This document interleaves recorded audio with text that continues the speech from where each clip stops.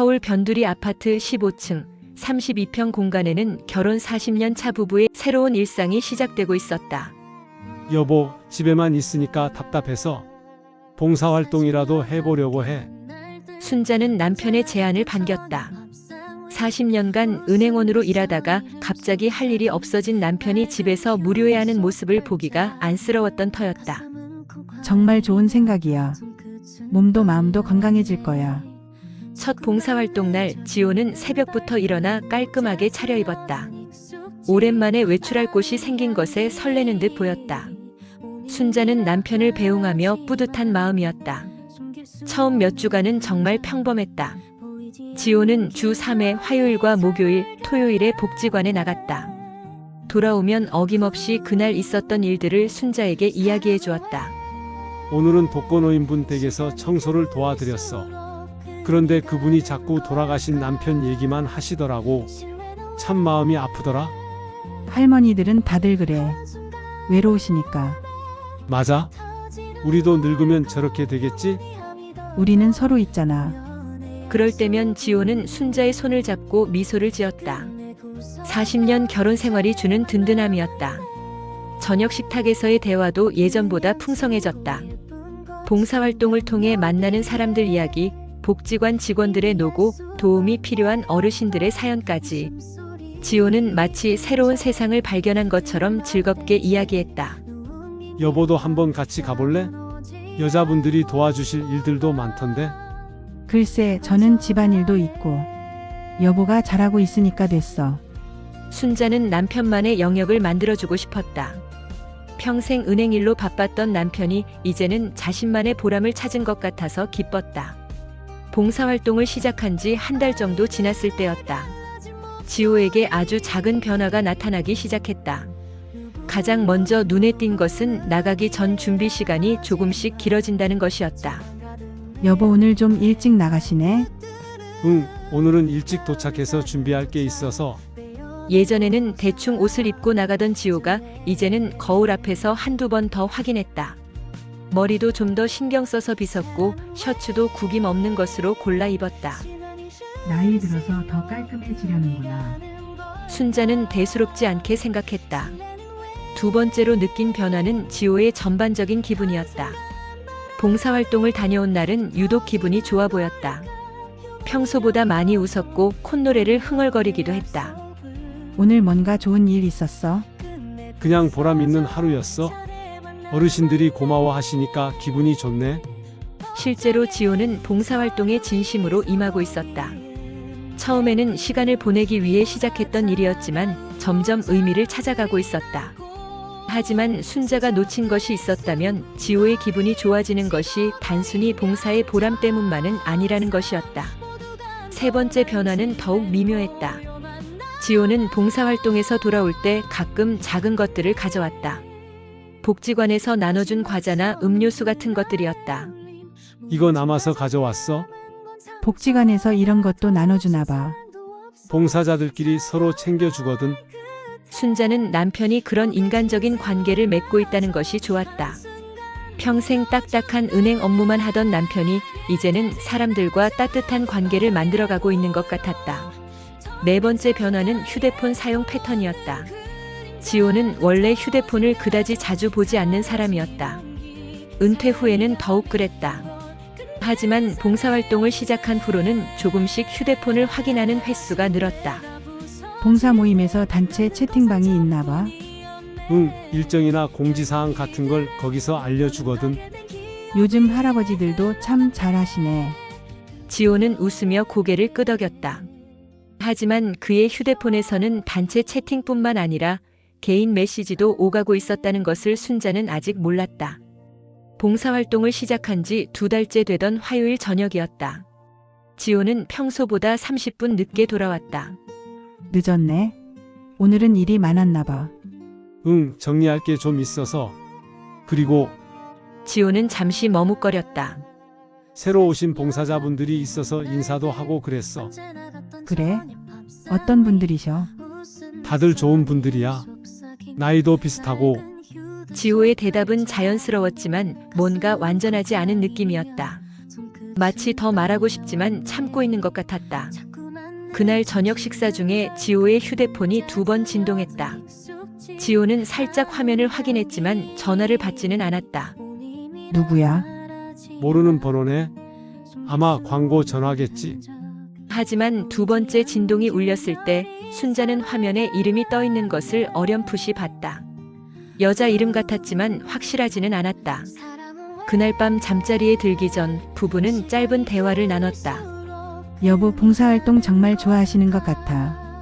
응, 생각보다 의미 있어. 그리고 그리고 사람들이 참 좋아. 다들 진심으로 도우려고 하거든.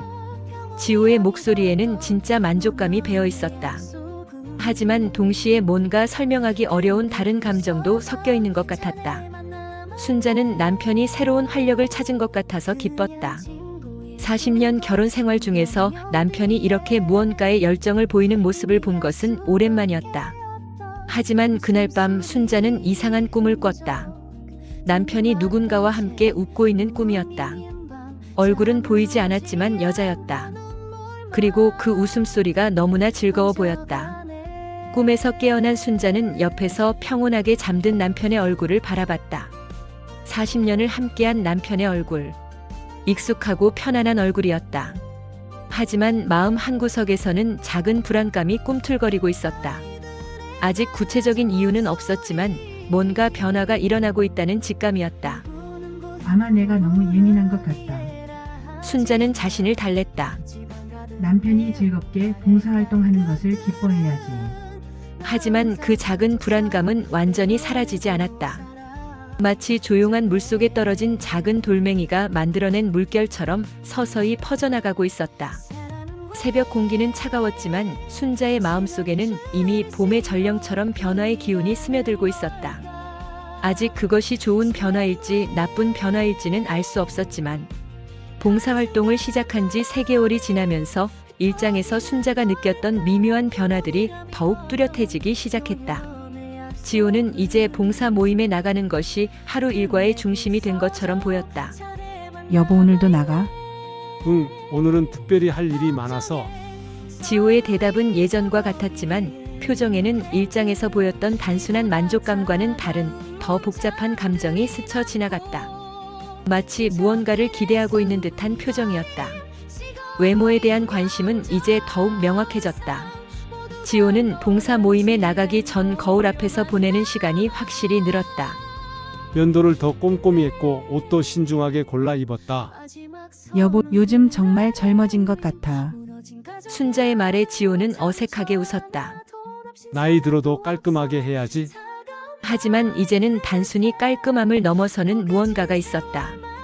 지호는 예전에 쓰지 않던 애프터 쉐이브까지 바르기 시작했다.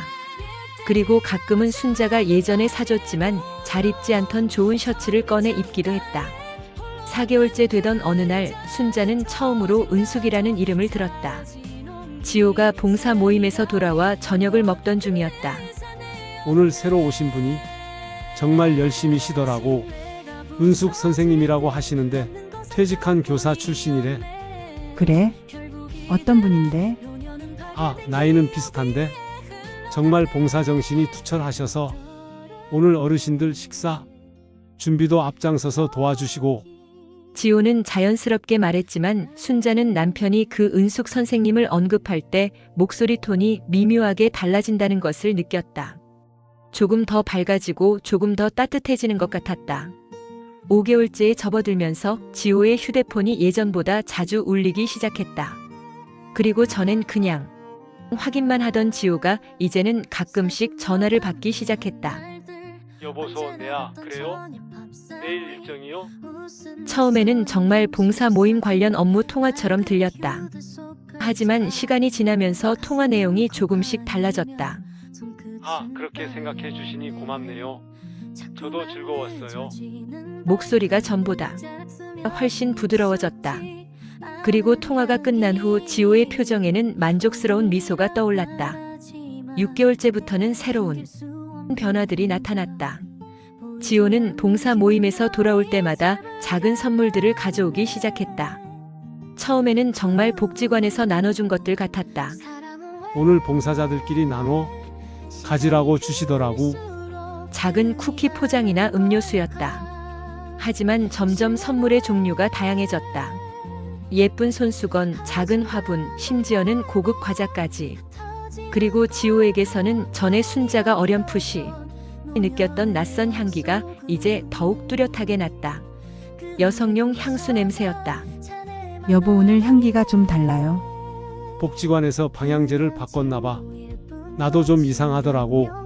하지만 그것은 방향제 냄새가 아니었다. 고급스럽고 우아한 여성용 향수의 향기였다. 7개월째 어느 금요일 저녁 결정적인 순간이 왔다. 지호는 평소보다 1시간이나 늦게 돌아왔다. 오늘은 왜 이렇게 늦었어? 봉사자 회의가 길어져서, 그리고 뒤정리도 해야 하고. 하지만 지호의 셔츠에는 여성의 립스틱 자국이 희미하게 묻어 있었다. 그리고 머리카락에서는 익숙하지 않은 샴푸 향기가 났다. 순자는 아무 말하지 않았지만 이제는 더 이상 우연이라고 생각할 수 없었다. 그날 밤 지호가 샤워하러 간 사이 순자는 결국 남편의 지갑을 열어봤다. 평생 한 번도 해본 적 없는 일이었지만 더 이상 참을 수가 없었다. 지갑 안에는 복지관 관련 영수증들과 함께 작은 카페 영수증이 있었다. 아메리카노 2잔. 그런데 지호는 혈압 때문에 커피를 마시지 않았다. 그리고 그 영수증 뒤에는 작은 메모가 적혀 있었다. 지호 오빠, 오늘 카페에서 나눈 이야기 정말 좋았어요. 내일도 기다릴게요. 항상 고마운 마음이에요. 마이너스 은수. 순자의 손이 떨렸다. 지호 오빠라는 호칭, 기다린다는 표현, 그리고 정성스럽게 쓰인 예쁜 글씨체. 이것은 더 이상 단순한 봉사 동료 사이의 인사가 아니었다. 순자는 메모를 본 순간 다리에 힘이 풀려 침대에 주저앉았다. 40년 결혼 생활 동안 한 번도 의심해보지 않았던 남편이 다른 여자를 오빠라고 부르며 만나고 있다는 현실이 믿어지지 않았다. 화장실에서는 지호가 콧노래를 흥얼거리며 샤워하는 소리가 들렸다. 평소보다 훨씬 오래, 그리고 즐겁게. 순자는 조용히 메모를 원래 자리에 넣고 지갑을 닫았다. 하지만 그녀의 마음속에서는 40년 동안 쌓아온 신뢰가 한순간에 무너져 내리고 있었다. 그날 밤 순자는 잠들 수 없었다. 옆에 누운 남편의 평온한 얼굴을 바라보며 그동안 있었던 모든 변화들을 다시 떠올렸다. 전부터 느꼈던 미묘한 변화들, 그리고 지난 몇 달 동안 점점 명확해진 증거들. 이제는 더 이상 의심이 아니라 확신에 가까웠다. 남편이 다른 여자와 특별한 관계를 맺고 있다는 것. 순자는 베개를 끌어안고 조용히 눈물을 흘렸다. 40년 동안 지켜온 평범하고 소중한 일상이 조용히, 그리고 되돌릴 수 없이 무너져가고 있었다. 새벽 4시가 되어서야 순자는 한 가지 결심을 했다. 더 이상 모른 척할 수 없다는 것. 진실을 직면해야 한다는 것. 설령 그것이 자신이 원하지 않는 답이라 할지라도 이제는 알아야 했다. 옆에서는 지호가 깊은 잠에 빠져 있었다. 하지만 순자는 알고 있었다. 이제 그들의 평온한 일상은 영원히 끝났다는 것을. 이 장에서 결정적인 증거를 발견한 다음 날 순자는 하루 종일 잠들지 못한 채 보냈다. 지호가 아침 일찍 봉사 모임에 나간 후 그녀는 집안을 이리저리 돌아다니며 마음을 정리하려 했다. 지호 오빠, 내일도 기다릴게요. 그 메모의 내용이 머릿속에서 계속 맴돌았다. 60이 넘은 나이에 오빠라니. 그리고 기다린다는 건 무슨 의미일까? 카페에서 둘이 만났다는 건 확실했다. 아메리카노 2잔의 영수증이 그걸 증명했으니까. 순자는 부엌에서 설거지를 하다가 그릇을 떨어뜨렸다. 쨍그랑 소리가 나면서 그릇이 바닥에서 산산조각 났다. 마치 자신의 마음 같았다. 무릎을 꿇고 조각들을 줍다가 손가락을 베었다. 피가 났지만 아프다는 생각도 들지 않았다. 마음의 상처가 너무 커서 몸의 상처는 느껴지지도 않았다. 저녁 6시, 평소보다 일찍 지호가 돌아왔다. 그런데 이상했다. 평소 같으면 나 왔어? 라고 인사를 하는데 오늘은 조용히 현관에서 신발을 벗고 있었다. 일찍 왔네. 순자의 목소리는 평소보다 냉랭했다. 지호는 그것을 눈치챘는지 어색하게 웃었다. 오늘은 일찍 끝났어? 그래요. 은숙 선생님은 뭐라고 하셔? 순자가 갑자기 은숙의 이름을 꺼내자 지호의 표정이 순간적으로 굳어졌다. 하지만 이내 태연한 척했다. 은숙 선생님? 그분도 일찍 가셨지 뭐. 카페는 안 가셨어? 이번에는 지호의 얼굴이 확실히 당황스러운 표정으로 바뀌었다. 카페? 무슨 카페? 어제 아메리카노 2잔 마신 그 카페. 순자는 더 이상 돌려서 말하고 싶지 않았다. 지호는 몇 초간 말이 없었다. 그리고는 억지로 웃으며 말했다. 아, 그거 봉사자 몇 명이서 간단히 차나 마시자고 해서. 몇 명이서? 영수증에는 2잔뿐이던데. 순자의 목소리가 점점 높아졌다. 지호는 이제 더 이상 변명할 수 없다는 걸 깨달은 듯 했다. 여보, 일단 앉아서 얘기해보자.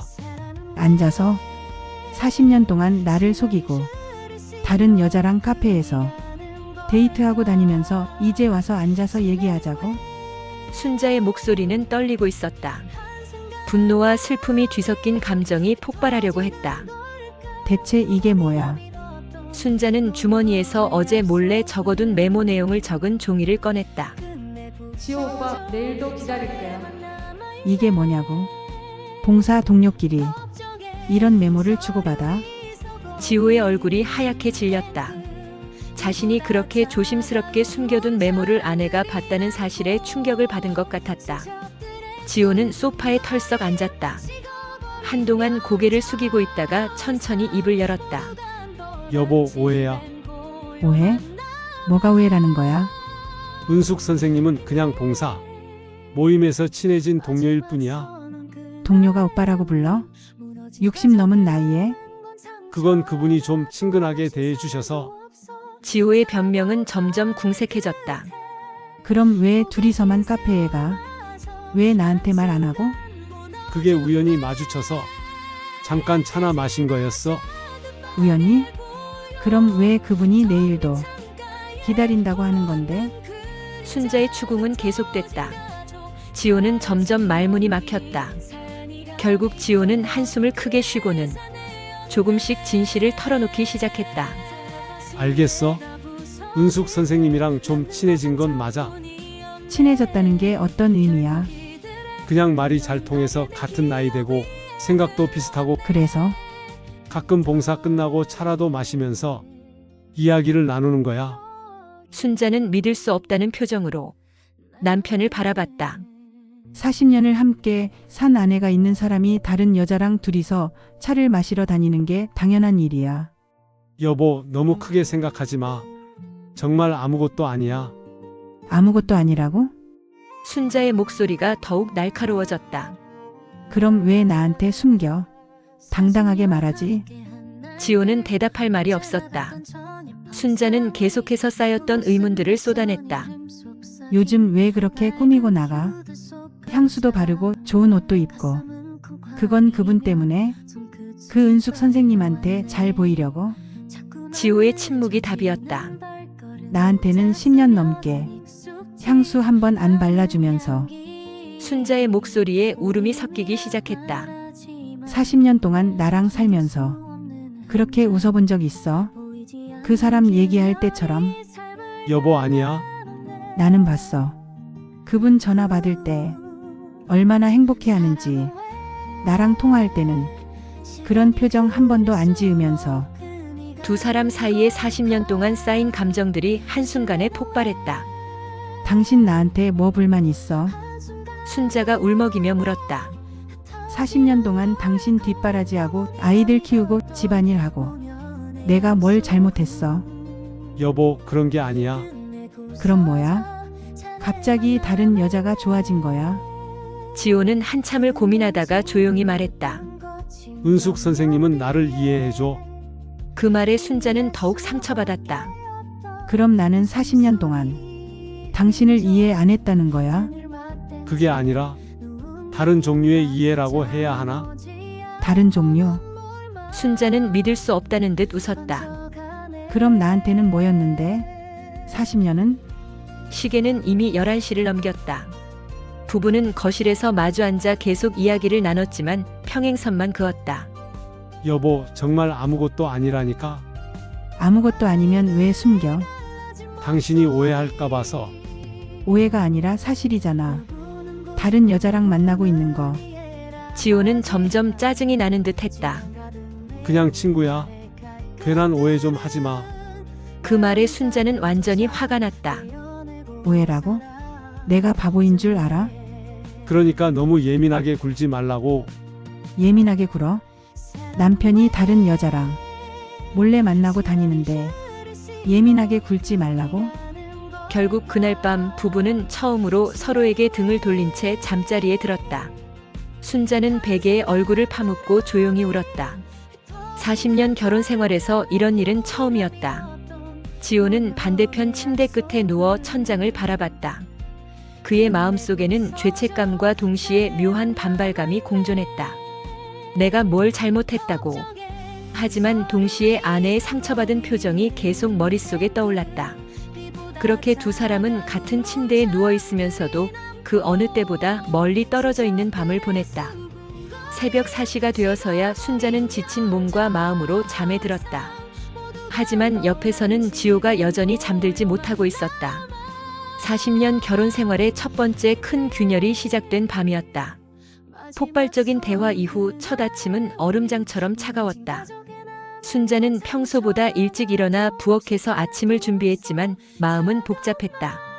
지호는 거실에서 신문을 펼쳐들고 있었지만 한 줄도 제대로 읽히지 않았다. 아침 먹어. 순자의 목소리는 평소처럼 다정하지 않았다. 그냥 사무적이었다. 고마워. 지호의 대답도 마찬가지였다. 40년 동안 매일 나눴던 자연스러운 대화가 사라져버렸다. 식탁에서는 젓가락 소리만 조용히 울려 퍼졌다. 김치찌개를 끓이는 소리, 밥숟가락이 그릇에 닿는 소리. 평범한 소리들이었지만 오늘만큼은 모든 것이 어색했다. 오늘도 봉사 모임 나가? 순자가 조심스럽게 물었다. 응. 짧은 대답이었다. 예전 같으면 오늘은 뭐 하는 날이고 누구누구 만나고 하며 자세히 이야기해주던 지호였는데 이제는 한마디로 끝이었다. 언제 들어와? 모르겠어. 일찍 올 수도 있고. 지호는 밥을 다 먹고 일어났다. 그리고 평소처럼 거울 앞에서 외모를 정리하기 시작했다. 하지만 오늘은 순자의 시선이 따가웠다. 또 그 여자 만나러 가는구나. 순자는 속으로 생각했지만 말로 표현하지 않았다.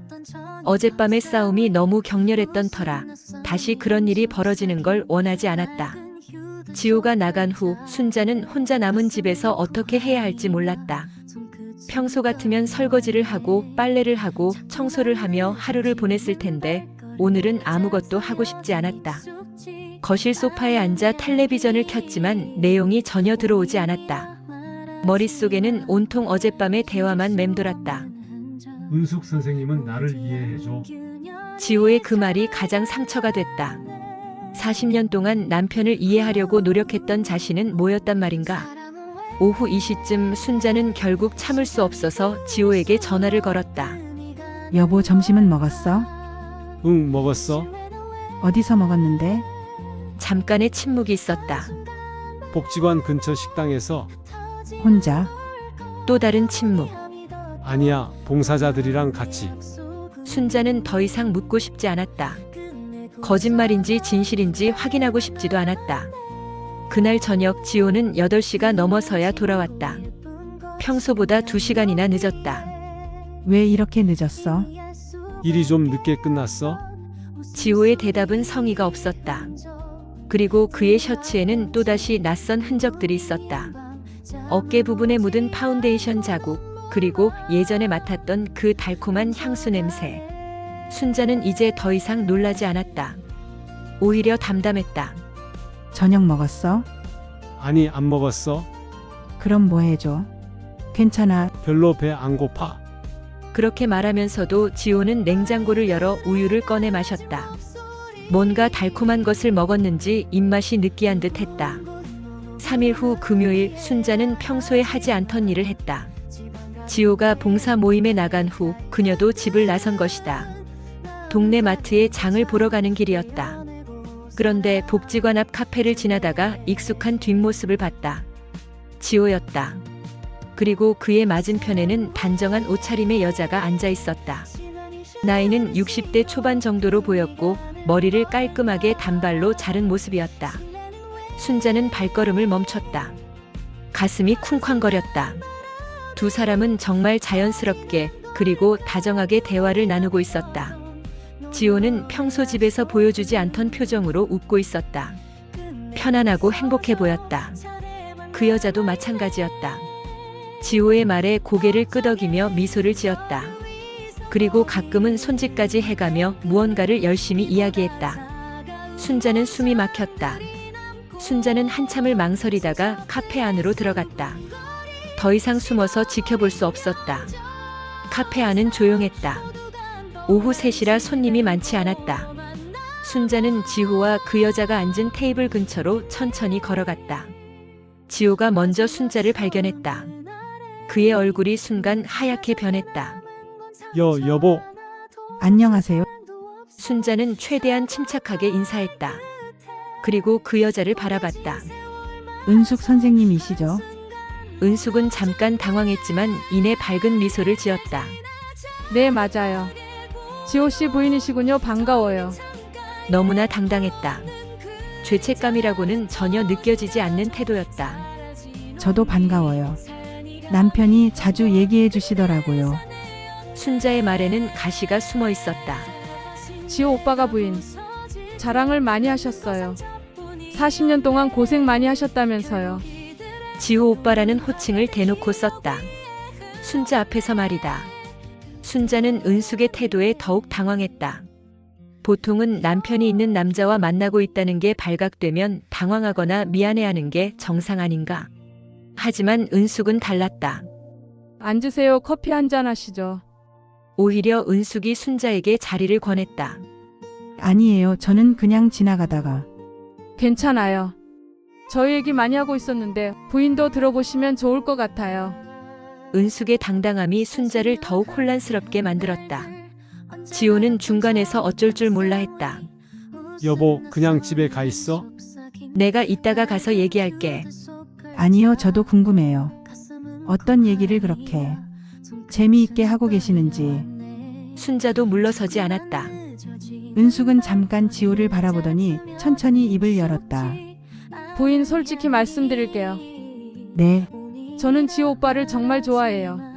순자의 심장이 멈추는 듯 했다. 사랑에는 나이가 없다고 생각해요. 60이 넘었다고 해서 인생이 끝나는 건 아니잖아요. 순자는 믿을 수 없다는 표정으로 은숙을 바라봤다. 그럼 지금 저한테 남편을 뺏겠다고 선언하시는 건가요? 뺏는다는 표현은 좀 그렇고요. 지호 오빠가 행복하면 그걸로 충분해요. 순자는 온몸에 피가 거꾸로 솟는 듯 했다.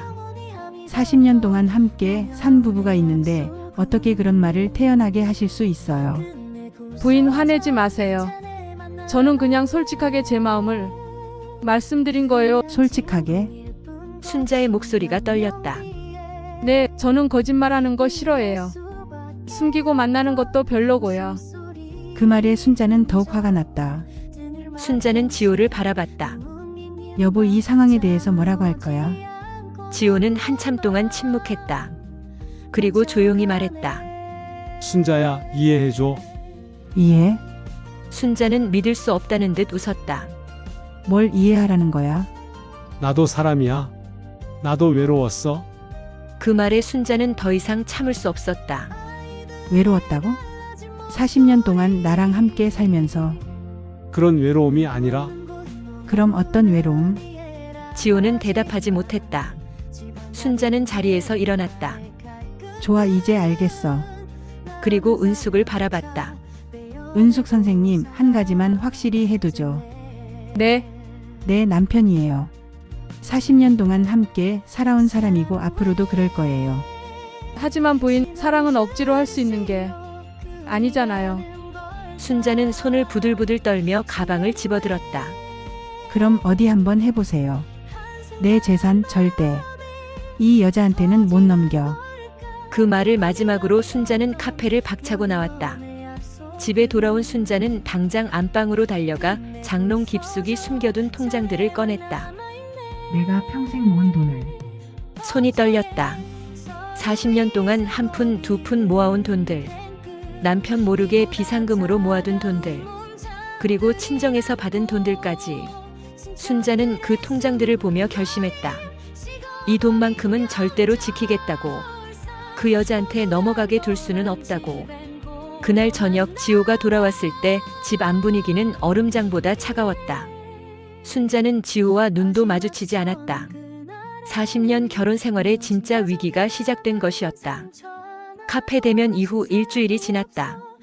순자는 매일 밤 잠들지 못했다. 아이들에게 말해야 할지 고민이 깊어만 갔다. 현우는 40대 중반, 미정은 40대 초반. 둘 다 이미 자신의 가정을 이루고 살고 있었다. 아이들한테 이런 얘기를 어떻게 하지? 순자는 거실 소파에 앉아 휴대폰을 들었다 놓았다를 반복했다. 아버지의 외도 사실을 알면 아이들이 얼마나 충격을 받을까? 하지만 혼자서는 더 이상 감당할 수 없었다. 지호는 그날 이후로도 계속 은숙을 만나고 있었다. 아예 숨기려고 하지도 않았다. 오히려 더 당당해진 것 같았다. 결국 순자는 큰아들 현우에게 전화를 걸었다. 현우야, 엄마야. 엄마 무슨 일이세요? 시간 있을 때 집에 좀 들러줄래? 할 얘기가 있어서. 무슨 얘기인데요? 전화로 하시면 안 돼요? 전화로 할 수 있는 얘기가 아니야. 꼭 와줘. 순자의 목소리에서 심각함이 느껴졌는지 현우는 그날 저녁 퇴근 후 바로 집으로 왔다. 엄마 무슨 일이에요?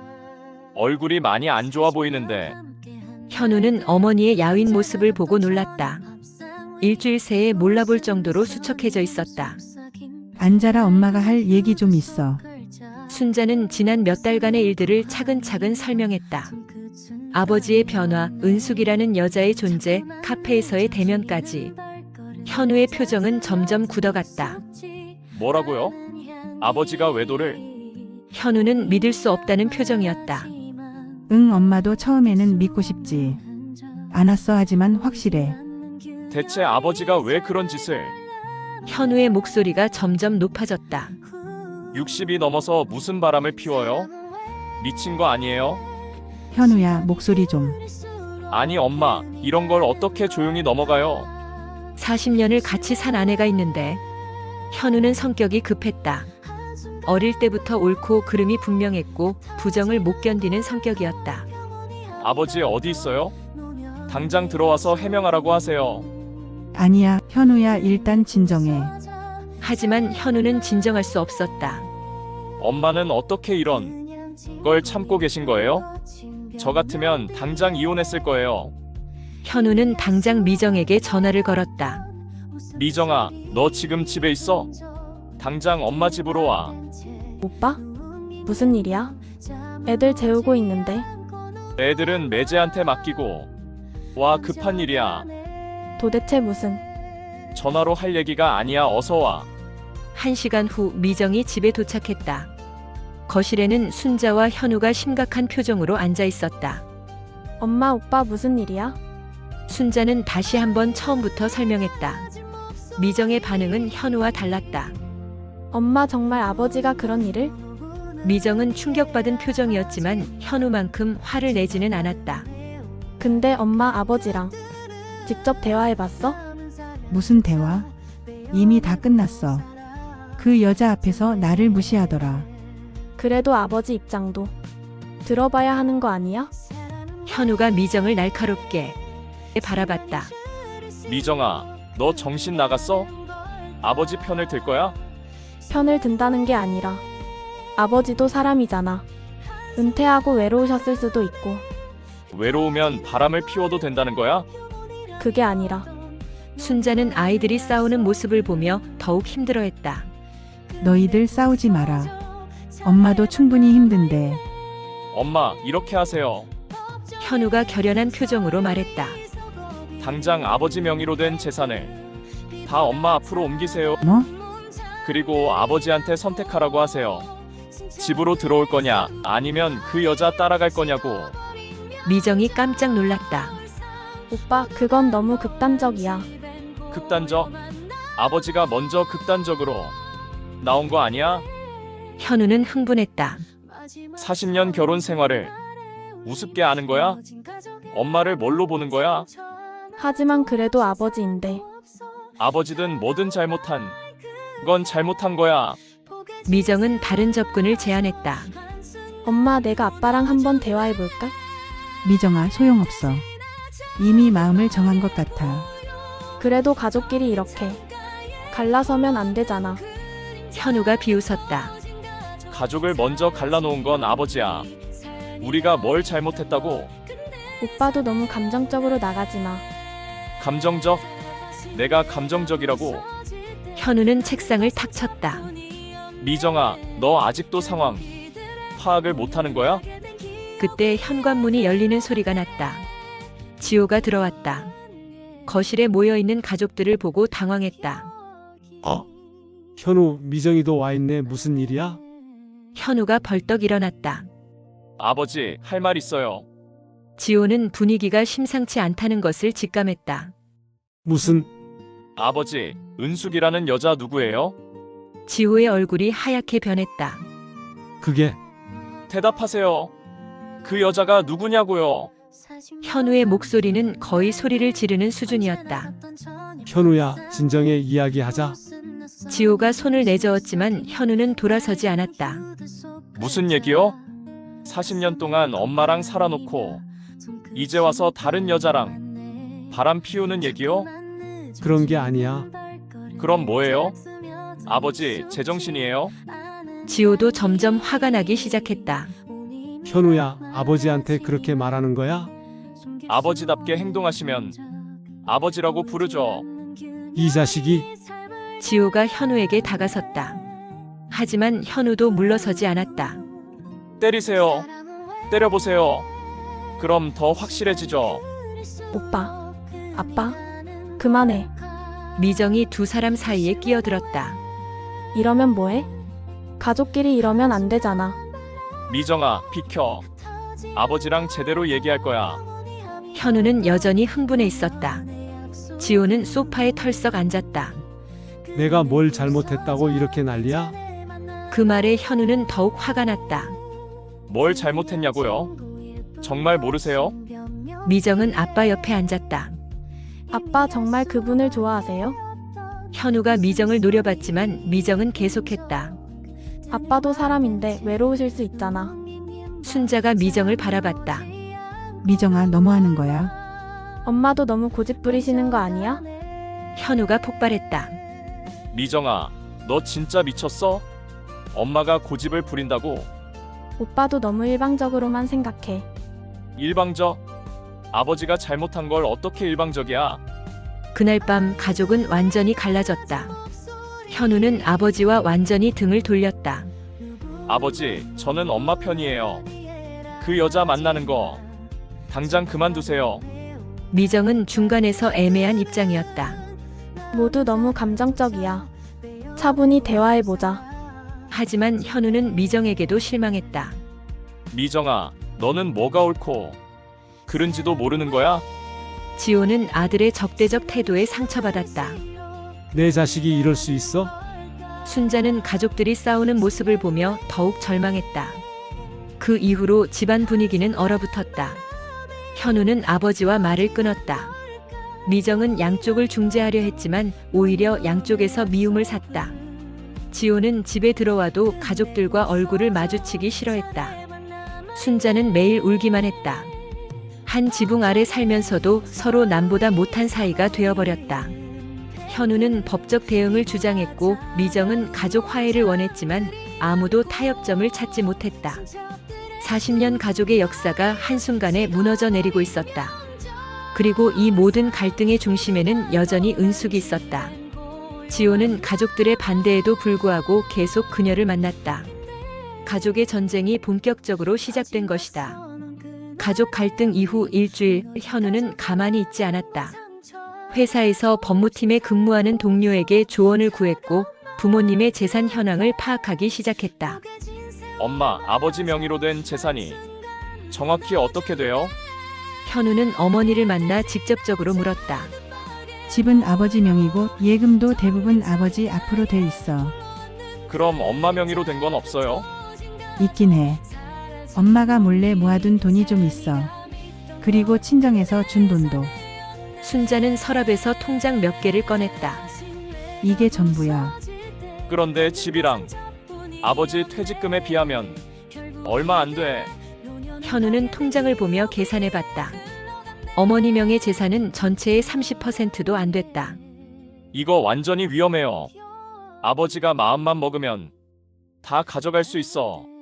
그런데 순자가 며칠 후 은행에서 충격적인 사실을 발견했다. 지호가 주거래 은행에서 큰 돈을 빼서 다른 계좌로 이체한 기록이 있었던 것이다.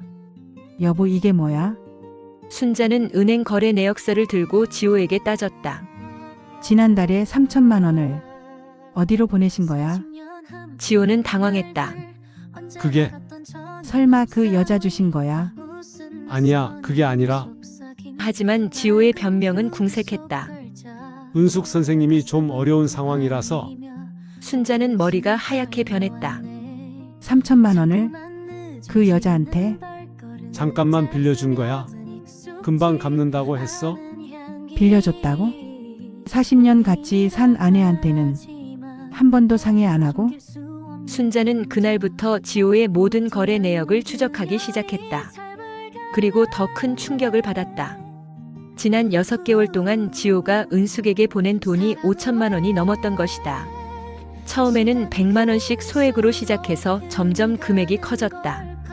내가 평생 모은 돈을. 순자는 손이 떨렸다. 40년 동안 한 푼, 두 푼 모아온 돈이 다른 여자에게 흘러들어가고 있었다. 당장 현우에게 전화를 걸었다. 현우야, 당장 와봐. 큰일 났어. 현우는 거래 내역을 보고 완전히 폭발했다. 아버지가 미쳤어요. 완전히. 현우야, 목소리 좀. 아니 엄마. 이런 걸 어떻게 가만히 두고 봐요? 현우는 당장 아버지에게 전화를 걸었다. 아버지, 지금 당장 집에 들어와요. 왜? 무슨 일이야? 묻지 말고 들어와요. 안 오시면 제가 직접 찾아갈 거예요. 1시간 후 지호가 집에 돌아왔다. 거실에는 순자와 현우가 험악한 표정으로 앉아 있었다. 무슨 아버지 이게 뭐예요? 현우가 은행 거래 내역서를 던지듯 내밀었다. 5천만 원? 그 여자한테 5천만 원을 줬어요? 지호는 한참 침묵하다가 작게 말했다. 은숙 선생님이 어려운 일이 있어서 어려운 일? 어떤 어려운 일이 5천만 원이나 필요해요? 집 수리비가 필요하다고 해서 현우는 믿을 수 없다는 듯 웃었다. 집 수리비요? 아버지, 정신 차리세요. 엄마, 이제 참을 수 없어요. 현우가 결연한 표정으로 말했다. 당장 변호사 찾아가세요. 변호사? 순자도 놀랐다. 네, 재산 분할 신청하고 아버지 명의 계좌 거래 정지시켜야 해요. 지호가 벌떡 일어났다. 뭐? 계좌 정지? 아버지, 이미 5천만 원 날렸잖아요. 더 날리기 전에 막아야 해요. 현우야, 그건 내 돈이야. 아버지 돈 40년 동안 엄마가 벌어서 모은 것도 있는데 현우의 목소리가 점점 높아졌다. 게다가 부부 공동 재산이에요. 아버지 마음대로 못해요. 지호도 더 이상 당할 수만은 없었다. 좋아, 그럼 나도 할 말이 있어. 뭐요? 이 집 내 명이야. 내가 40년 동안 은행 다니면서 모은 돈으로 산 거야. 순자가 끼어들었다. 여보, 그게 무슨. 당신도 들어. 내가 벌어서 먹여 살린 거 아니야? 현우가 기가 막혔다는 표정을 했다. 아버지, 지금 엄마더러 기생충이라고 하는 거예요? 그런 말 안 했어. 하지만 법적으로는 내 재산이야. 법적으로요? 현우는 냉소적으로 웃었다. 그럼 저희도 법적으로 대응하죠. 그때 현관문이 열렸다. 미정이 들어왔다. 아이들을 어린이집에 맡기고 온 것 같았다. 뭐야, 왜 이렇게 시끄러워? 미정아, 잘 왔어. 현우가 미정에게 상황을 설명했다. 미정은 충격을 받았다. 아빠 정말 그렇게 많은 돈을? 미정아, 너라도 아버지를 좀 이해해줘. 지호가 애원하듯 말했다. 하지만 이번에는 미정도 달랐다. 아빠, 이건 너무하잖아. 엄마한테 상의도 안 하고? 결국 순자는 현우의 권유대로 변호사를 만나기로 했다. 엄마, 이거 절대 그냥 넘어가면 안 돼요. 하지만 현우야 아버지인데. 아버지든 뭐든 잘못한 건 잘못한 거예요.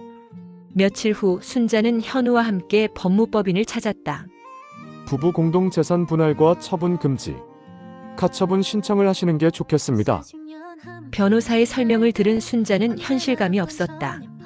정말 이렇게까지 해야 하나요? 어머님, 이미 큰 돈이 빠져나갔습니다.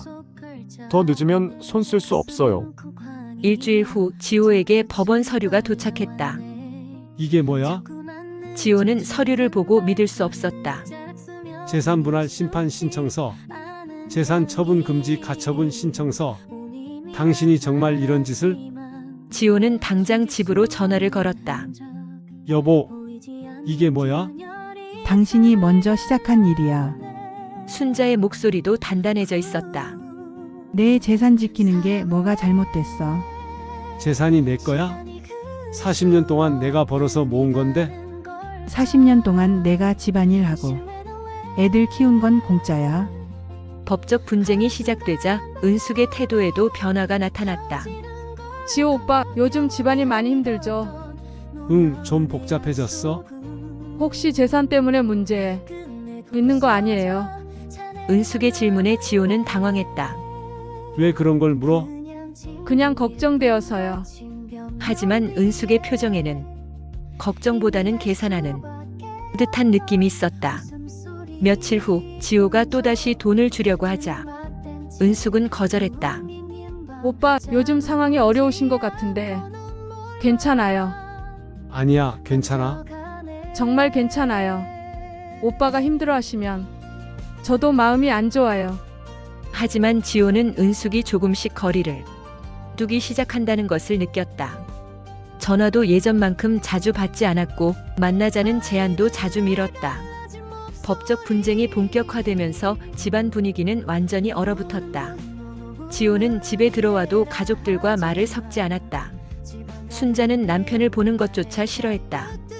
현우는 아예 아버지와 인사도 하지 않았고 미정도 아버지에 대해 실망감을 감추지 않았다. 아빠, 정말 이해할 수 없어. 미정아, 너 맞아. 나도 이제 엄마 편이야. 이건 너무해. 결국 법원의 가처분 결정이 내려졌다. 지호 명의의 주요 계좌가 동결됐다. 이제 마음 놓고 못 쓰겠네. 지호는 은행에서 자신의 계좌가 동결된 것을 확인하고 쓴웃음을 지었다. 집으로 돌아온 지호는 아내를 바라봤다. 만족해? 당신이 자초한 일이야. 40년 같이 산 사이에 이럴 수 있어? 40년 같이 산 사이에 바람 피우는 것부터 말이 안 되지. 두 사람은 더 이상 대화가 통하지 않았다. 재산을 지키려는 순자와 자유를 원하는 지호. 그 사이에서 가족들은 각자의 편을 선택해야 했다. 40년 가족사의 가장 추한 전쟁이 시작된 것이다. 법원 가처분 결정이 내려진 지 한 달이 지났다. 집안 분위기는 더욱 악화됐다. 지호는 계좌가 동결된 상태에서 용돈조차 법원 허가를 받아야 하는 처지가 됐다. 자존심이 무너졌다. 내가 평생 벌어온 돈인데. 하지만 아무도 들어주지 않았다. 은숙과의 만남도 점점 어색해졌다. 돈을 줄 수 없는 상황에서 관계 유지가 힘들어졌다. 오빠, 요즘 많이 힘드시죠? 은숙의 말에는 예전 같은 따뜻함이 없었다. 조금만 참으면 돼. 법정 분쟁이 끝나면. 언제 끝날지도 모르잖아요. 은숙은 점점 현실적으로 변해갔다. 소문은 이미 동네 전체에 퍼져 있었다. 현우네 집 법정 분쟁 중이래. 현우 아버지 바람 피웠다면서. 순자는 마트에 가는 것조차 부담스러워졌다. 사람들의 수군거림이 들렸다. 지호 역시 마찬가지였다. 동네 산책도 할 수 없었다. 현우 엄마 얼마나 힘들까? 현우 아빠는 뭘 생각하고 그런 짓을. 모든 게 소문의 대상이 됐다. 2개월이 지나자 상황은 더욱 악화됐다. 순자는 밤잠을 이루지 못했다. 매일 새벽 3시까지 거실에서 혼자 앉아 있었다. 순자는 병원에서 수면제를 처방받아 친구 순이가 운영하는 약국에서 처방받아 수면제를 먹기 시작했다. 손님, 이 약 먹으면 좀 잠이 와요. 친구 순이는 순자가 약에 의존하는 모습이 걱정스러웠다. 지호도 마찬가지로 술에 빠졌다. 혼자서 소주를 마시며 하루를 보냈다. 봉사 모임도 그만뒀다. 사람들의 시선이 부담스러워서였다. 순자는 한 달 만에 체중이 5kg 빠졌다. 밥맛이 없어서 하루 한 끼만 먹었다. 엄마, 얼굴이 너무 안 좋아 보여요. 현우가 걱정했지만 순자는 괜찮다고만 했다. 지호는 술 때문에 위장이 나빠졌다. 속이 쓰려서 밥을 제대로 먹지 못했다. 부부 모두 건강이 급속히 악화되고 있었다. 두 사람 모두 사람들을 피하기 시작했다. 순자는 친구들의 모임 초대를 모두 거절했다. 사람 만나기 싫어요라며 집에만 있었다. 지호는 은행 동기들의 만남도 나가지 않았다. 다음에 가겠다며 핑계를 댔다. 부부는 각각 고립된 채로 같은 집에서 외롭게 지내고 있었다. 그리고 이 모든 전쟁의 원인인 은숙은 점점 지호로부터 멀어져 가고 있었다. 돈이 없어지자 사랑도 식어가는 것처럼 시작된 절망이 한 달 더 지나면서 완전히 통제 불능 상태에 이르렀다. 순자의 수면제 의존은 더욱 심해졌다. 순이야, 한 알로는 안 돼. 이제 2알 먹어야 잠이 와. 순자야, 그러면 중독될 수 있어. 중독이든 뭐든 상관없어. 지금 당장 잠들지 못하면 미쳐버릴 것 같아. 밤마다 거실에서 혼자 앉아있는 시간이 더 길어졌다. 새벽 4시까지 잠들지 못하고 오전 7시면 또 일어나야 했다. 지호의 음주량도 급격히 늘었다. 하루에 소주 2병씩 마셨다. 아빠 또 술 마셔? 미정이 걱정스럽게 물었다. 조금만 마셔. 조금이 아니잖아. 매일 2병씩 마시잖아. 그래야 잠이 와. 지호는 술 없이는 하루도 버틸 수 없었다. 깨어있으면 자꾸 생각이 났다. 순자의 차가운 시선, 은숙의 변해버린 태도, 무너져버린 가정. 내가 뭘 위해 사는 거지? 혼자 중얼거리며 또 술을 따랐다. 가장 큰 타격은 은숙의 태도였다. 이제는 전화도 거의 받지 않았다. 은수가 나야. 지호 오빠 지금 좀 바빠요. 언제 시간 돼? 글쎄요, 요즘 개인적으로 바쁜 일이 있어서요. 무슨 일인데? 그냥 오빠도 힘드실 텐데 굳이 만날 필요 있을까요? 은숙의 말은 점점 직설적으로 변했다. 돈 없는 남자에게는 관심이 없다는 뜻이었다. 순자는 이제 밖에 나가는 것조차 두려워했다. 현우야, 엄마 좀 이상해. 왜요, 엄마? 사람들이 다 알고 있는 것 같아. 나를 보는 눈빛이 달라. 엄마, 너무 신경 쓰지 마세요. 어떻게 신경 안 써? 40년 동안 떳떳하게 살았는데 이제는 동네에서 손가락질 받는 신세가 됐어. 순자는 장 보러 나가는 것도 저녁 늦게 했다. 사람들과 마주치기 싫어서였다. 순자의 체중은 계속 줄었다. 한 달 새 3kg이 더 빠져서 총 8kg이 줄었다. 엄마 밥 좀 먹어. 미정이 강요했지만 소용없었다. 배가 안 고파 먹으면 토할 것 같아. 그래도 조금이라도. 억지로 먹으면 더 토해. 순자는 하루에 죽 한 그릇이 전부였다. 지호도 마찬가지였다. 술만 마시고 밥은 거의 안 먹었다. 위가 쓰려서 고체 음식을 받아들이지 못했다. 지호는 아예 집 밖으로 나가지 않았다. 봉사 모임을 그만둔 이후로는 갈 곳이 없었다. 지호야, 오랜만에 나와서 술 한잔 하자. 은행 후배가 전화를 걸었지만 미안해, 몸이 좀 안 좋아서. 모든 약속을 취소했다. 순자도 마찬가지였다. 평생 친하게 지내던 친구들의 연락도 받지 않았다. 순자야, 우리 모임에 나와. 답답하게 집에만 있지 말고. 안 갈래, 미안해. 왜? 무슨 일 있어? 그냥 사람 만나기 싫어. 이제 부부는 서로 존재하지 않는 것처럼 지냈다. 아침에 일어나도 인사하지 않았다. 화장실에서 마주쳐도 못 본 척했다. 식사도 시간을 다르게 해서 따로 먹었다. 거실에서 텔레비전을 볼 때도 한쪽 끝과 다른 쪽 끝에 앉았다. 같은 프로그램을 보면서도 대화는 전혀 없었다. 밤에는 각자 다른 방에서 잤다. 순자는 안방에서, 지호는 작은 방에서. 현우와 미정은 부모의 모습을 보며 절망했다. 오빠, 엄마, 아버지 둘 다 이상해져 가고 있어. 나도 걱정이야 하지만 어쩔 수 없어. 정말 가족이 이렇게 망가질 줄 몰랐어. 아버지가 자초한 일이야. 현우는 여전히 아버지에 대한 분노를 풀지 못했다. 그래도 아빠가 저렇게 망가지는 걸 보면 마음이 아파. 그럼 처음부터 그런 짓을 하지 말았어야지. 순자는 수면제 외에 신경안정제까지 복용하기 시작했다. 이거 먹으면 마음이 좀 편해져. 하루에 여러 번 먹었다. 지호의 주량은 소주 3병까지 늘었다. 깨어있는 시간 내내 술을 마셨다. 아빠, 이러시면 알코올 중독돼요. 이미 된 것 같은데 뭐. 지호는 자포자기 상태였다. 순자는 어지럼증과 두통에 시달렸다. 약물 부작용이었다. 너 머리가 계속 아파. 병원에 가봐야 하는 거 아니야? 병원에 가서 뭐해, 마음의 병인데. 지호는 손떨림과 식은땀이 났다. 알코올 금단 증상이었다. 아빠, 손 왜 이렇게 떨어? 미정이 놀랐다. 술을 안 마시면 이래. 그럼 마시질 말아야지. 안 마실 수가 없어. 어느 날 밤 순자는 거실에서 혼자 울고 있었다. 내 인생이 이렇게 끝나는 건가? 40년 결혼 생활이 이렇게 참혹하게 무너질 줄 몰랐다. 옆방에서는 지호가 술병을 붙들고 중얼거렸다. 내가 뭘 잘못했다고? 사랑하는 게 죄야? 하지만 이제는 그 사랑마저 거짓이었다는 걸 알고 있었다.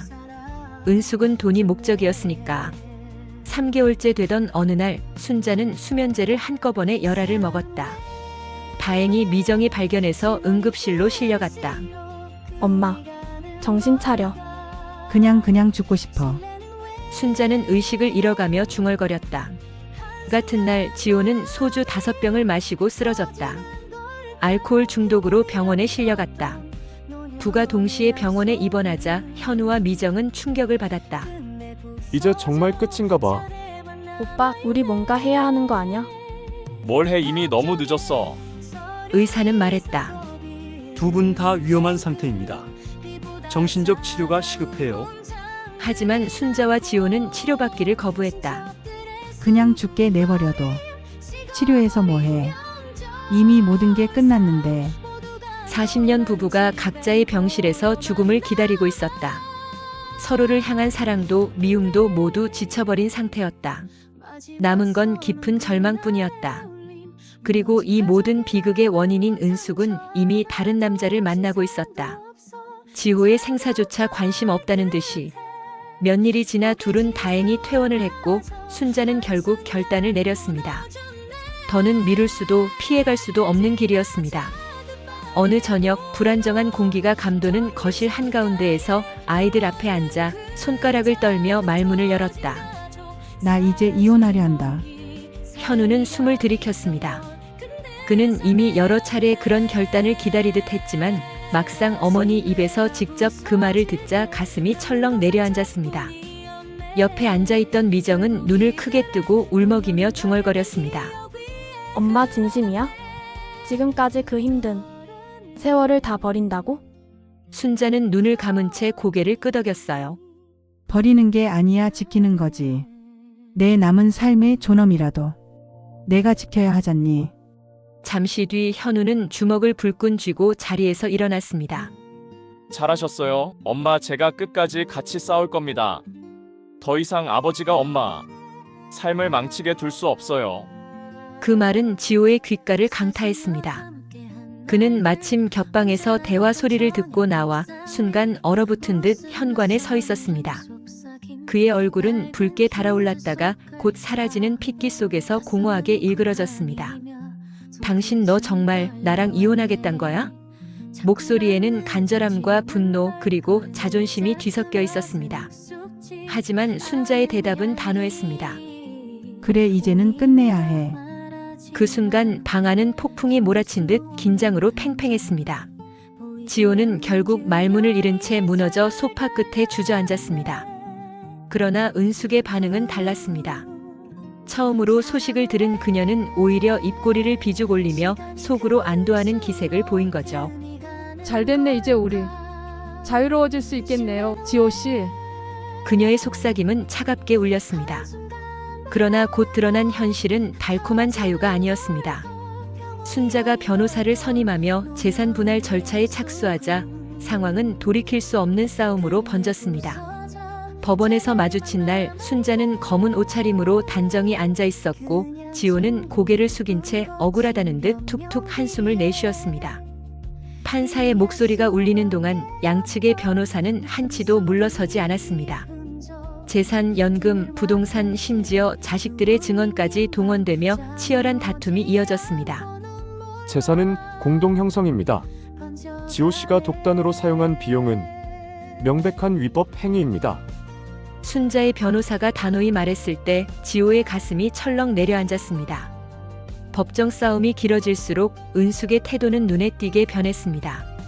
처음엔 자신감에 가득 찬 듯 지호와 손을 잡고 동행했지만 재산에 대한 권리가 보장되지 않을 수 있다는 사실이 드러나자 곧 차가운 태도로 돌아섰습니다. 지호 씨, 솔직히 말해요. 당신 재산이 이렇게까지 얽혔을 줄은 몰랐어요. 은숙은 한밤중에 전화를 걸어와 목소리를 낮게 깔았죠. 돈 없으면 무슨 의미가 있어요. 사랑만으로는 못 살아. 그 말은 지호의 가슴을 거칠게 찔렀습니다. 이미 대화의 여지가 없다는 사실을 깨닫는 순간 그는 깊은 허무 속으로 가라앉았습니다. 결국 사랑이라 믿었던 관계가 한낱 환상에 불과했음을 그제서야 뼈저리게 느낀 것이었지요. 순자의 선택은 명확했습니다. 이제 그 어떤 흔들림도 없었습니다. 그녀는 가정을 지키기 위해 그리고 스스로를 지키기 위해 드디어 최종 결정을 내린 거였습니다. 하지만 그 결정은 단순한 개인의 선택이 아니라 가족 모두의 운명을 완전히 바꿀 돌이킬 수 없는 선언이기도 했습니다.